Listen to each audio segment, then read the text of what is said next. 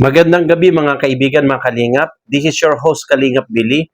In behalf of Erica Alpon Vlogs for today's reaction video, makapag-reaction tayo dito sa isang vlog ni Kalingap Prab, no? Mukhang nakakita na naman sila ng panibagong beneficiary at may potential na maging Kalingap Angel, no? Itong nakita nila at nakilala nila na isang leche plan vendor doon sa Naga. At ito nga, ang pangalan niya ay si Edith, no? Si Edith. At makikita natin dito si Edith ay isang 21 years old na siya. At kasalukuyan po siya naghinto sa pag-aaral dahil nga sa kahirapan sa financial. At dahil dyan, tulad po ni na Rose Ann, tulad ni na Carla, ito talagang nagtitinda rin siya dyan sa lansangan, no? Lalo na sa mga establishment ng leche plan. Dito nga, inirefer sa kanya ng isang vlogger dito kay Kalingap Prab para mapasyalan nila itong isang isang dalaga na ito, no? Medyo may edad na siya, nasa 21 na, at nakikita natin na talaga napakasipag niya at may pangarap. Panoorin po natin kung paano nakilala ni Kalingap Prab itong si Edith dito sa pagtitinda niya sa lansangan ng leche plan. Panoorin po natin.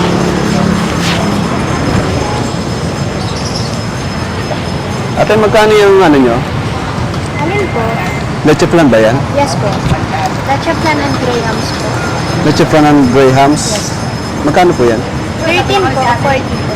65. Magkano ito? 13 pesos po. 13. Yes po. Tapos, 40 pesos po. 40 pesos. 65. Ikaw na rin gumawa niyan? Mama ko po. Mama mo. grahams Po ako. Tapos yung mama ko po ang gumagawa ng Yung grahams, ikaw gumagawa. Okay. Sipag mo naman Yes po, kailangan po. Kailangan po. Kailangan. Okay. Taga rito talaga kayo sa Naga? Yes po. Taga-abelya lang po. Taga Abelya?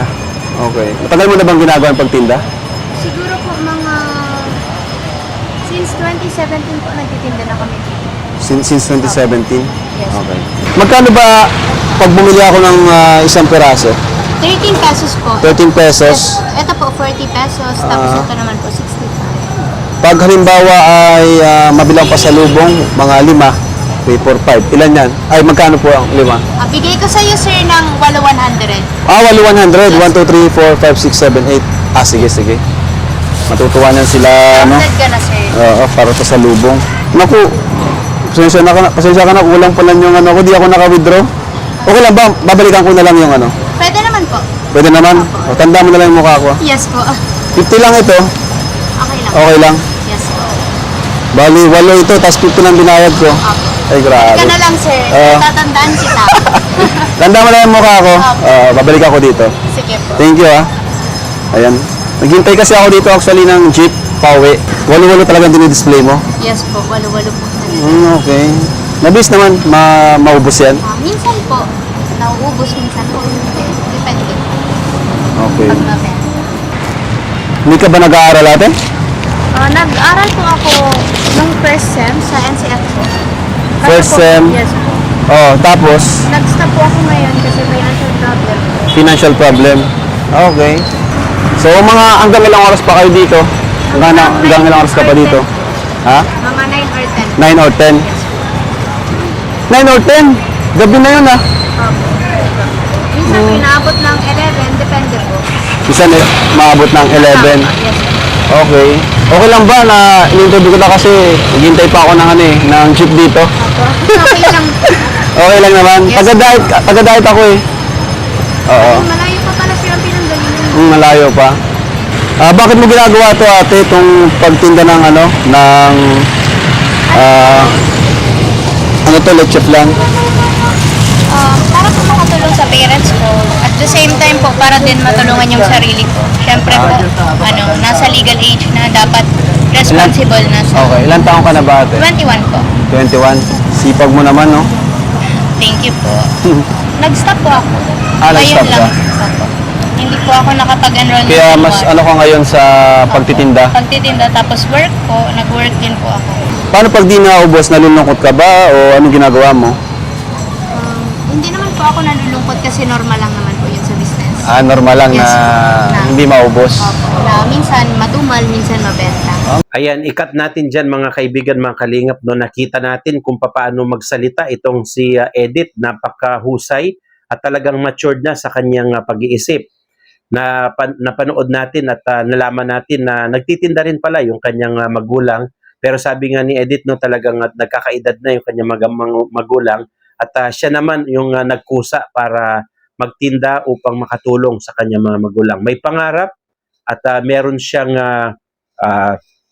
gustong gawin sa kanyang buhay, no, upang makatulong sa kanyang pamilya. Ito talaga yung hinahanap ni Kalingap Rab at medyo malayo lang po ito sa Daet, no, at saka yan ay nasa Naga, nasa kumulang yan ng 100 kilometers, nasa 92 kilometers yan, medyo malayo-layo po. Pero pinuntahan pa rin yan ni na Kalingap Rab para makita nila at makilala itong si Edith nga. At napansin ninyo talagang medyo matalino, no, at saka meron talaga siyang sinasabi na maayos at meron siyang talagang maturity na sa kanyang pananalita. At may potential na maging Kalingap Angel ito, mga kaibigan, mga Kalingap. Sa palagay po ninyo, pwede po ba ito maging Kalingap Angel at matulungan din si Edith ni Kalingap Rab sa pabahay o sa anumang klaseng sponsorship yan sa kanyang pag-aaral? Paki-comment nyo po dyan sa ibaba. Sa susunod pong video, panoorin naman natin kung paano tinrato ni Edith si Kalingap Rab, no? At mukhang hindi niya nga kakilala itong si Kalingap Rab dahil parang hindi siya talaga nakakapanood ng mga ganyang klaseng charity vlogging at dito niya lang first time nakilala itong si Kalingap Rab. Panoorin po natin kung paano niya in-explain ito kay Kalingap Rab. Panoorin po natin. Yung inintay kong jeep. Sir, tikman mo muna sir yung leche plan namin sir. Ay, grabe, yung free taste pa. Yes po. Para di mo sir makalimutan yung naga. Sige, sige. Habang naghihintay. Grabe. Ayan, titikman ko to kung sulit yung binayad ko. Kulang na nga yung binayad, nagreklamo pa.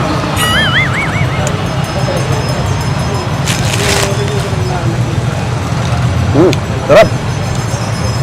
Sarap siya kasi hindi siya yung sobrang tamis. Sarap.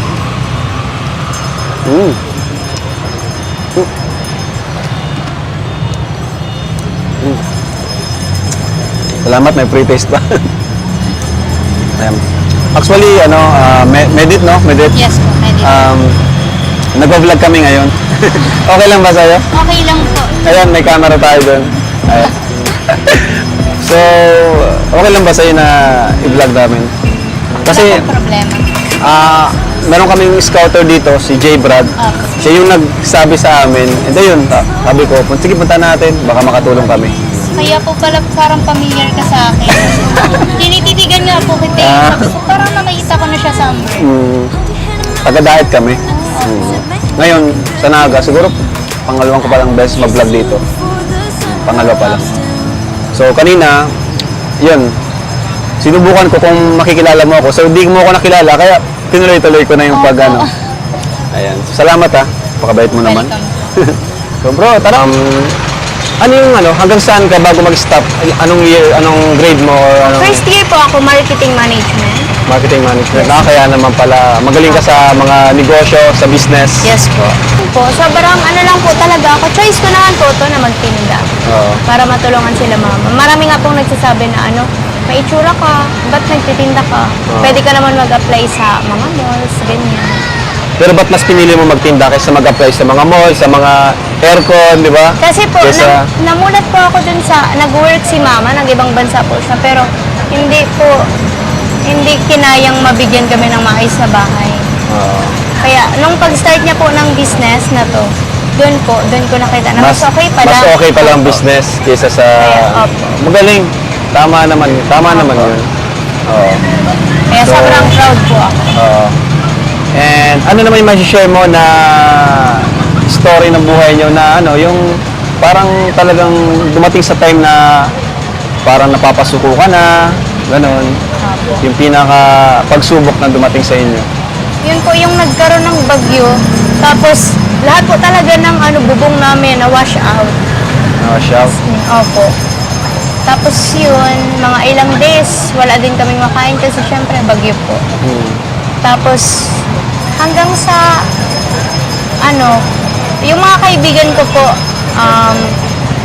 kumukuha sila ng mga kabibe para pang-ulam. Yun po. Tapos sumasama po ako doon. Okay, para lang may pangulam. Yes po, para po may makain. Ibig sabihin, yung pamilya, kapos din talaga. Apo. Lalo na ngayon, sa halip na nag-aaral ka, nagtitinda ka, di ba? Pero gusto mo naman makapag-aaral. Yes po, sobrang gusto ko po. Okay naman po ako sa academics. Oo nga, pero di ba nag-stop ka? Opo. Kailan mo plano makapag-aaral muli? Nag-iipon lang po ako para makapag-enroll ulit. Okay, para makapag-aaral ka ulit. Yes, ma'am. Grabe, tindi nito ni nakakabilib si Medit. Ayan. Kung may mensahe ka sa mga kabataan, makapanood sa vlog namin ngayon, ano yung gusto mong sabihin sa kanila? Magpatuloy lang po sa buhay kasi habang maaga dapat maging na tayo, mulat sa realidad na hindi madali ang buhay. Tsaka may timeline talaga eh. Darating yung time na aangat tayo. Inaantay ko din po yun. Inaantay mo din, Opo, yun yung workout ko eh. Naumangat ka. Opo. Ang galing naman, may pangarap talaga si Medit. Ano ba yung pangarap mo, Medit, na ma-achieve balang araw? Yung mabigyan ko ng comfortable na buhay yung pamilya ko. Halimbawa, sa karir mo, anong gusto mong maging trabaho, ganyan? Businesswoman po. Ayan po. Talagang business ka talaga. Okay, galing. Kaya naman sa edad mong yan, ito talagang negosyo yung nasa isip mo, ano? Opo. Saka wala talagang hiya-hiya, ano? Opo. Pag nahiya ka po, magugutom ka. Galing, tawa. Yes po.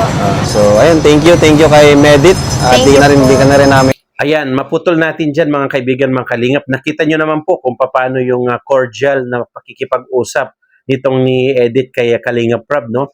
At na kwento niya nga, yung kanilang bahay nga, isa sa mga trahedya na talagang nabaklat lahat ng bubong dahil sa isang bagyo. At tinanong nga ni Kalingap Prab itong si Edith kung ano yung pangarap niya. At ang sabi nga nito ni Edith, talaga maging businesswoman para makatulong sa kanya mga magulang. At dito nakita natin kung paano nagkaroon sila ng mutual understanding at may intention na balikan ni Kalingap Prab itong si Edith, no? Para matulungan nila at makapag-vlog sila para dito sa babae na ito at matulungan siguro sa pag-aaral o hindi man po sa kanyang pabahay. Nawa po sa inyong tulong at sa inyong mga comment para malaman po natin kung ano ang gustong gawin ni Kalingap Prab dito kay Edith, no? Paki-comment niyo po diyan sa ibaba kung pwede po natin itong i-suggest kay Kalingap Prab na magtuloy-tuloy upang maging beneficiary ng Kalingap community.